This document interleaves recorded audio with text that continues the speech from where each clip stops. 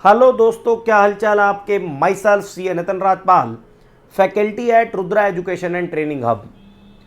दोस्तों, आप अपने घर में अपनी क्लासेज में सीए, सीएम में सीएस, जो भी आपका कोर्स है, अपनी स्टडी कर रहे होंगे। लेकिन इस वीडियो में आज हम ये जानेंगे कि जो भी आप स्टडी कर रहे हैं उसके अंदर एक कौन सा ऐसा काम है जो आपको अपनी स्टडी में शामिल करना है, जिससे कि आपके मार्क्स इंक्रीज हो पाएं और आप 100% एग्जाम क्वालिफाई कर पाएं।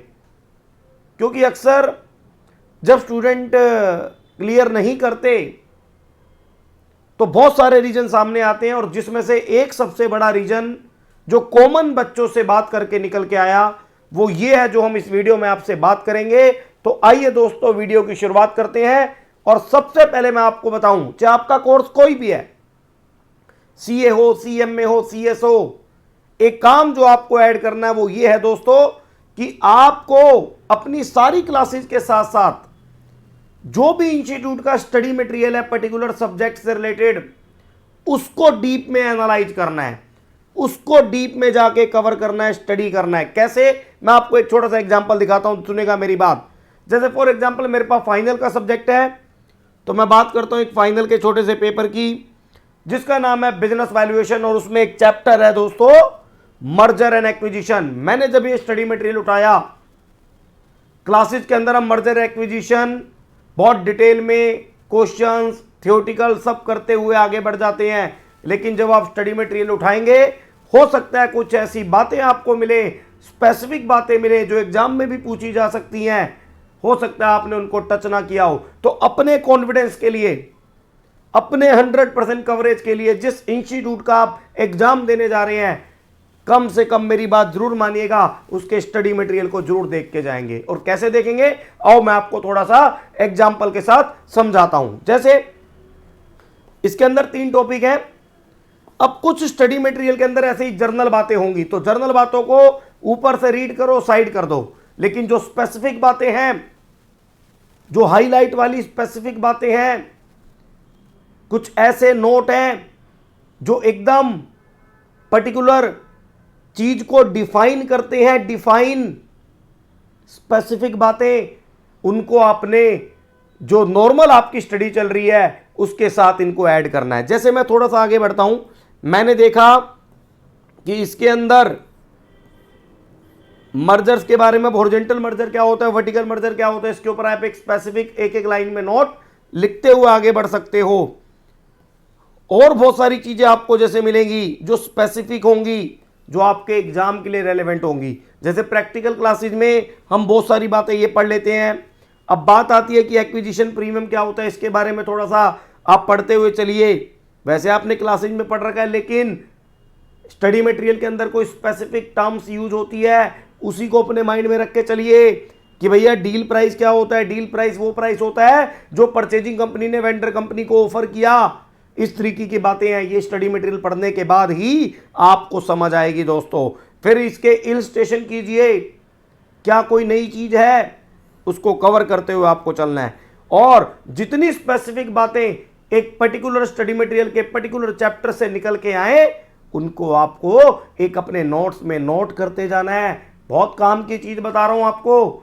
अगर आप इस बताए हुए रास्ते पे चलेंगे तो मैं गारंटी देता हूं आपके मार्क्स भी इंक्रीज होंगे, और सबसे बड़ी बात, आप एग्जाम भी अपना क्वालिफाई करेंगे। एक बार करके देखो दोस्तों।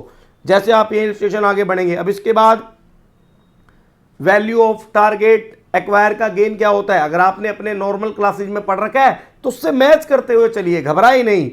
लेकिन ये करिए जरूर, चाहे आप दुनिया के महान टीचर जिसको आप समझते हो, मैं या कोई और, जो भी टीचर से पढ़ रहे हो, पढ़ते रहिए। लेकिन कम से कम इंस्टीट्यूट के स्टडी मटेरियल को जरूर देखिए, एक एक क्वेश्चन को एनालाइज कीजिए। अगर वैसे क्वेश्चन आपने कर रखे हैं तो आगे बढ़ जाइए। लेकिन मैं ये कहना चाह रहा हूं, कोई भी अगर नई और स्पेसिफिक चीज अगर आपको मिलती है तो उसे अपने नोट्स में शामिल कीजिए, क्योंकि एग्जाम आपका है, एग्जाम आपको देना है। जब आप एग्जाम देने जाएंगे और इन नई चीजों में से अगर आपको कोई पूछ लिया गया तो आपको प्रॉब्लम हो सकती है। जैसे मैं आपको एक स्टडी मटेरियल के एनालिसिस करने के बाद एक छोटा सा टॉपिक मेरे सामने आया, अब जब ये नई नई चीज़ें सामने आती हैं तो हमें लगता है कि यस, टाइम टू टाइम पे अपडेट होने वाले स्टडी मटेरियल को भी हमें देखना चाहिए, बिल्कुल देखना चाहिए। जैसे मैं आपको एक यहाँ पर एक्विजिशन आउटकम में लेके आके होस्टाइल मर्जर के बारे में, टेक ओवर के बारे में, पॉइजन पिल्स, ये छोटी छोटी बातें हैं, छोटे छोटे नोट्स हैं